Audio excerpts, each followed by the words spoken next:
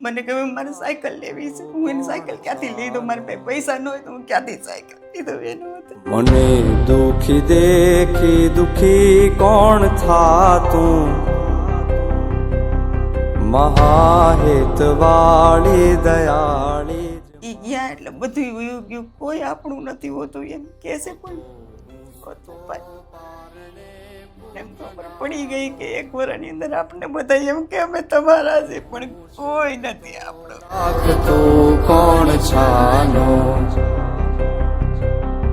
મને દુખી દેખી દુખી કોણ થાતું. તો પછી તમે શું કામ કરો બેન?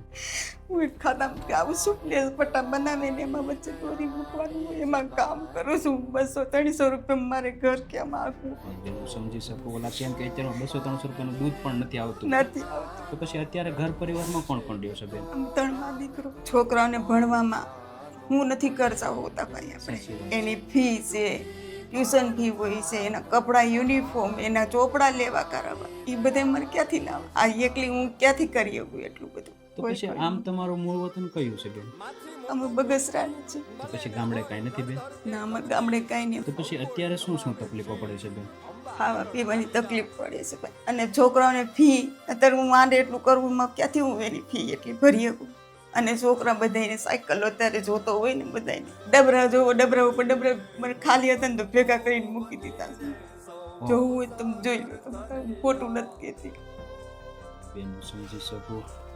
કોકને એમ થાય કે કેવું બધું રાખે, પણ મારા ઘરમાં નથી. હું કંઈ થોડું બતાવે કોઈને જવાય છે મારે? ભૂખ્યા હું તો આપણે તો હાલે ભાઈ, મોટા છોકરાને ભૂખ્યા થોડા કઈ હુરવાય છે. એટલે મેન તો ખાવા પીવાની તકલીફ પડે. મને ખાવા પીવાની તકલીફ પડી. એની બેન રડવામાંથી જે પણ મદદ થાય ને એટલી મદદ કરવાની કોશિશ કરે ને બેન. હે તારે ખોડને ખેલવા હું મુક્તિ ન માગું, તારાથી કરે દૂર એવી ભક્તિ ન માગું. તો બેન આજની આ ખાસ રાશન કીટ છે ઉપેન્દ્રા પટેલ અને પ્રમોદાબેન પટેલ એમના તરફથી આ આખી રાશન કીટ તમારા પરિવાર માટે છે. બેન તો શું કહેશો એમના પરિવાર વિશે? ભગવાનને અમે પણ એટલી પ્રાર્થના કરી છે કે એમને ઘરમાં સુખ શાંતિ આપે, એમની તમામ ઈચ્છા પૂર્ણ થાય અને નિરાધાર બહેનોની આવી રીતે સેવા કરતા રહે અને ભગવાન એને શક્તિ આપે.